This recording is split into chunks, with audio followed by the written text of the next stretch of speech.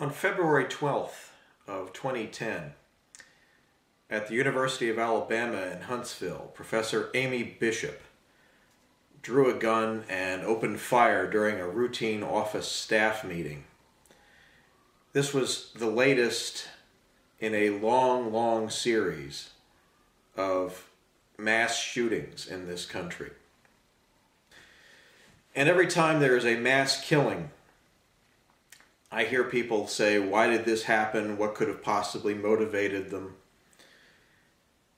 And what I usually explain to people based on my own understanding of psychology and from talking to depressed people for the last 20 years and knowing my fellow man as well as I do, what motivates mass killings is always some variation of what's wrong with my life can't be my fault. It has to be the fault of everybody else. So I'm going to punish as many people as I can. And this covers school shootings, or when somebody walks into a place of business and shoots their coworkers, or just opens fire in a McDonald's. And every time that this happens, my thought is, I wish I could have talked to that person a day before they felt things were this bad. So I could have just looked them in the eye and said, look, your life is your responsibility. Other people may cause problems in your life, but ultimately how you deal with your life is up to you. And if you don't like what's going on in your life, change it. If you're going to lose your job, find a job that suits you. If people are bothering you about money you owe them, pay the money. Nothing is worth taking other lives and winding up dead yourself. I don't know why so many people seem to be so isolated and locked up in their own head that they think going into a room and opening fire is the solution to all their problems. When you see a 4-year-old child throwing a tantrum, most parents nowadays will wind up saying to the child, okay, use your words.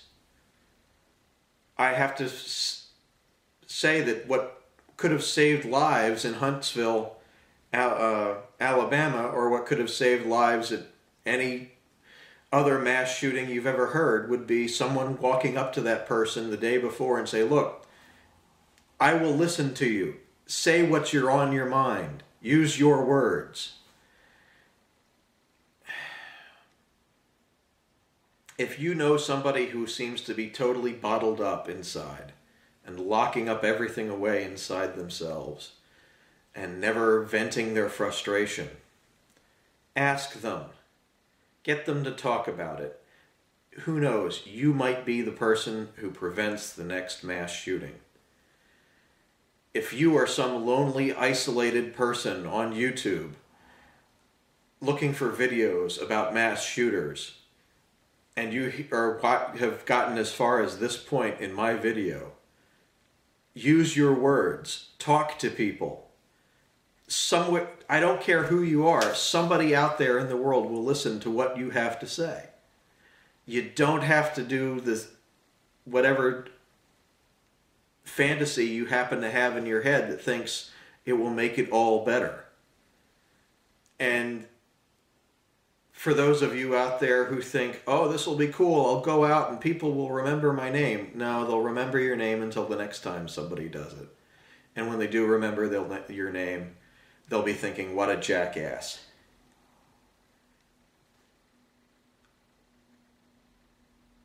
So that's my 2 cents on what causes mass killings. And the next time you hear about a mass shooting, say to yourself, somebody should have just said to them, use your words.